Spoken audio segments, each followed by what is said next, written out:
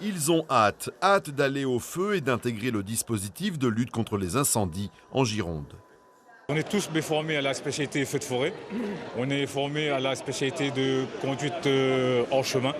Et du coup, cette équipe, ce détachement, tous formés, prêts à combattre.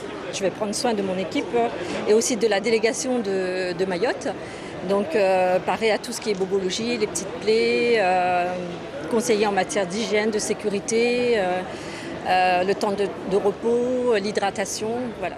C'est suite à une annonce de recherche de renforts pompiers pour l'Hexagone diffusée à La Réunion vendredi après-midi que ces 10 soldats du feu, 9 hommes et une femme, se sont portés volontaires. 72 heures après, ils sont accueillis ici à Fleury-Mérogis, au sud de Paris, par leurs collègues de l'Essonne.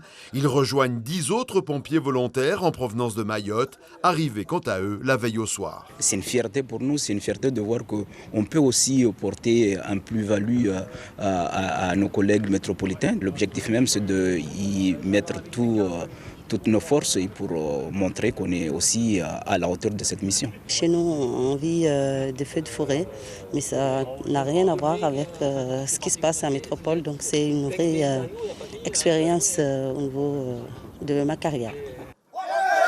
À peine le temps de prendre un petit déjeuner et déjà l'heure d'un premier briefing pour les 2 détachements, les premières consignes et surtout l'objectif de la mission. Même si effectivement les conditions météo se sont améliorées sur le plan de l'opération et du feu qui a été annoncé fixé, malgré tout il y a tout un travail après de préparation de terrain, de noyage de lisière, de grattage.